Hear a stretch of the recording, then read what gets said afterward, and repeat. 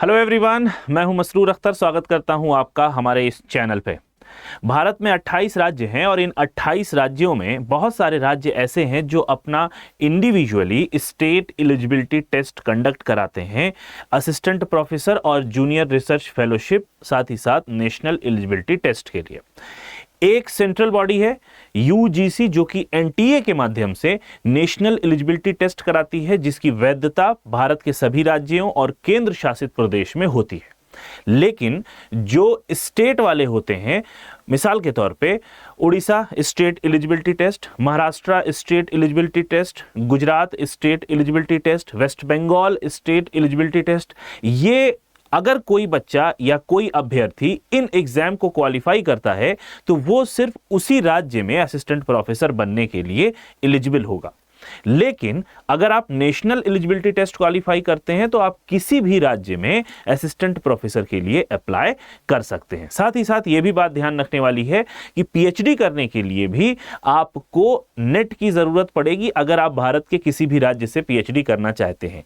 अगर आपने किसी एक खास तौर से किसी एक स्पेशली उड़ीसा से अगर आपने मान लीजिए एसईटी क्वालिफाई किया है तो आप उड़ीसा में ही पीएचडी करने के एलिजिबल होंगे।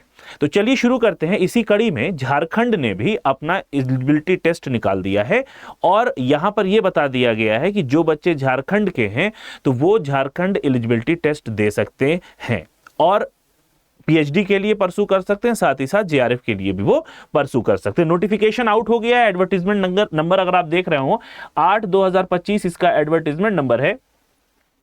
ऑनलाइन एप्लीकेशन, ऑनलाइन रजिस्ट्रेशन की जो डेट है वो 16 सितंबर से 6 अक्टूबर तक रात में 11:45 तक इसको फॉर्म आप भर सकते हैं। लेकिन जो पैसा जमा करने की फीस है या फिर यूं कह दें कि सबमिशन की फीस है, जो आपको फी सबमिट करना है वो तो इसी में करना है। लेकिन अगर आपने फी सबमिट नहीं की है तो आप फी सबमिट 7 तारीख तक कर सकते हैं, यानी आपको 12 घंटे या 18 घंटे के आसपास समय और मिलेगा। ठीक है, तो कोशिश करिए कि 16 सितंबर से 6 अक्टूबर के बीच में आप अपना ये पूरा कार्यक्रम कर लीजिए।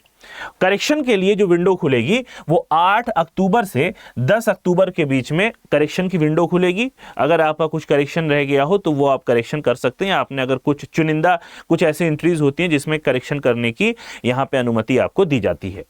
तो ये एडवर्टीजमेंट निकला है कि online application are invited for eligible Indian citizen for Jharkhand eligibility test JET 2024 that this test is for eligibility for the post of assistant professor and admission in PhD in universities and colleges of Jharkhand. ये बात ध्यान रखिएगा, झारखंड के अंतर्गत जो universities और जो colleges हैं आप उसी में पीएचडी करने के लिए एलिजिबल होंगे। Rules for Jharkhand eligibility test for assistant professor and admission in PhD in universities in and colleges in Jharkhand 2024 issued vide notification. इन्होंने एक नोटिफिकेशन भी 21 फरवरी 2024 में जारी किया था इसके रिगार्डिंग।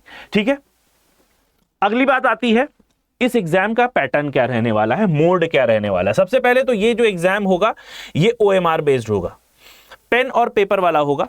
नेशनल एलिजिबिलिटी टेस्ट आपका कंप्यूटर बेस्ड टेस्टिंग होती है जिसको हम ऑनलाइन टेस्टिंग भी कहते हैं, लेकिन ये वाला इसका जो मोड होगा वो पेन और पेपर, जो कि आप एक समझ सकते हो ट्रेडिशनल मोड आप कह सकते हो। ओएमआर शीट आपको दी जाएगी जिसमें आपको गोले भरने होंगे। This test determines the eligibility of candidate for appointment of assistant professor, जिसको हम एनईटी कहते हैं,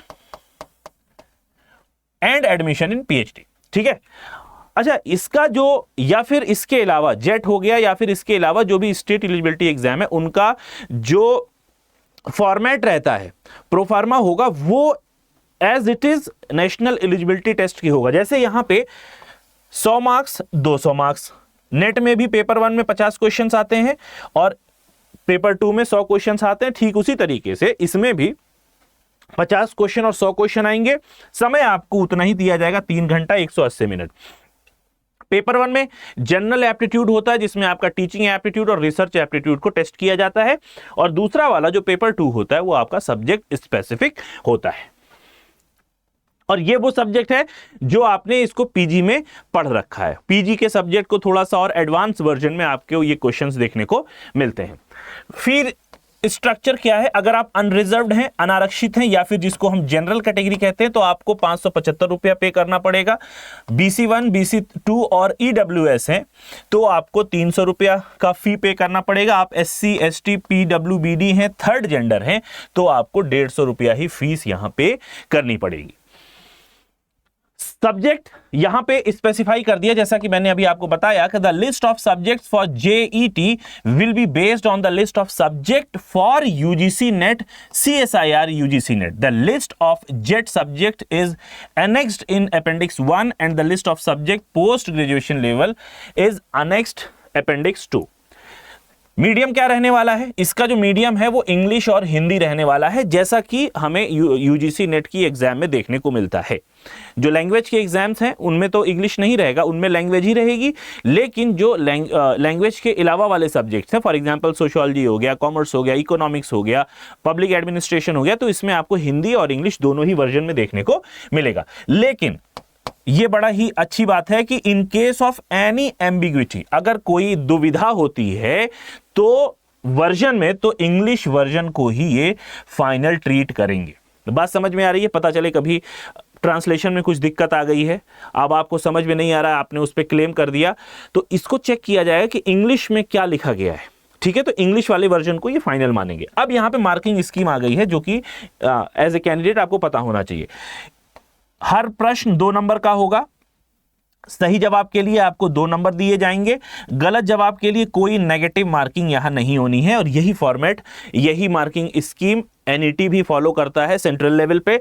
no marks will be given for question unanswered और अनअटेम्प्टेड। अगर आपने 150 में से मान लीजिए 141 क्वेश्चन ही अटेंड किए हैं, 9 क्वेश्चन आपने अटेंड नहीं किए, तो उसका नंबर नहीं कटेगा, उस पर आपको 0 नंबर मिलेगा, जैसा कि यहां दिया हुआ है। No mark will given for question unanswered unattempted. लेकिन ये कहा नहीं जाता, चूंकि नेगेटिव मार्किंग है तो इस बात को प्रोत्साहित किया जाता है, इंकरेज किया जाता है कि आप 150 के 150 क्वेश्चन करके आए। To answer a question the candidate need to choose 1 option. एक ही ऑप्शन सही करना है। अगर आपने एक सवाल के 2 ऑप्शन सही कर दिए तो वो सवाल ही पूरा 0 हो जाएगा, वो अनमार्क्ड में चला जाएगा। ठीक है।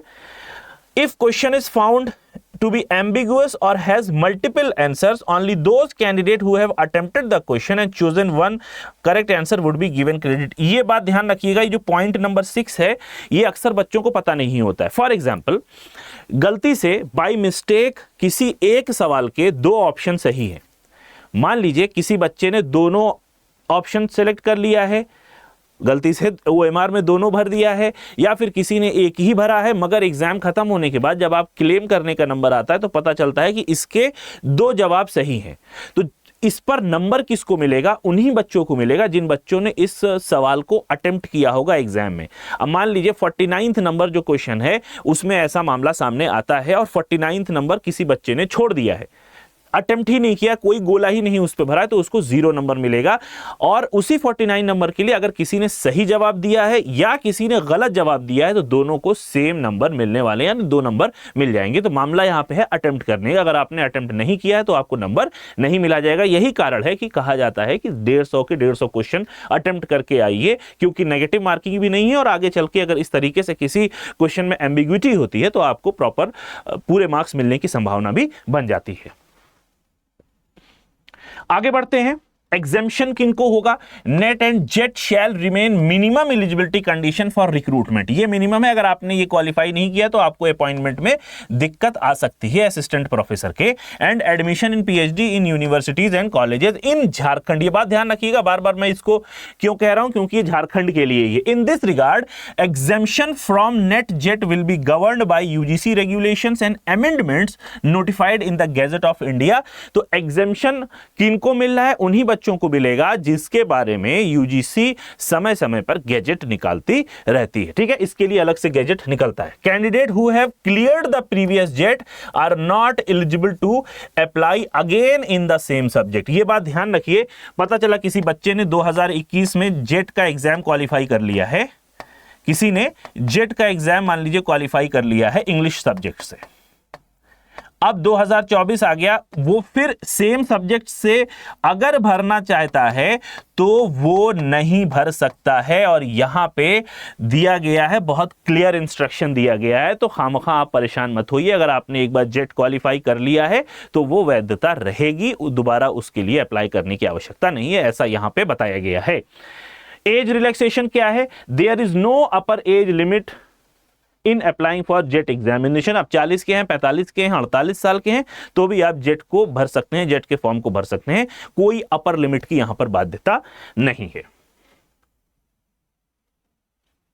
अब यहां पर वही जिस तरीके से नेट का जो सिलेबस है वो बताया गया है, teaching aptitude, research aptitude, reading comprehension, communication, reasoning including mathematics जो कि बेसिक मैथमेटिक्स होती है, logical reasoning, data interpretation, information communication technology, people environment, higher education system, governance, polity and administration, ये 10 यूनिट होती है।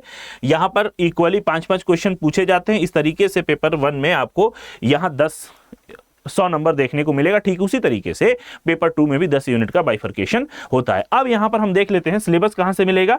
तो जो बच्चे इस चीज को लेकर परेशान है कि सिलेबस कैसे मिलेगा, तो इन्होंने क्लियर ये बता दिया है कि आपको सिलेबस के लिए इस वेबसाइट को कंसर्न कर लीजिए, यूजीसी की वेबसाइट से, क्योंकि सिलेबस सेम होगा।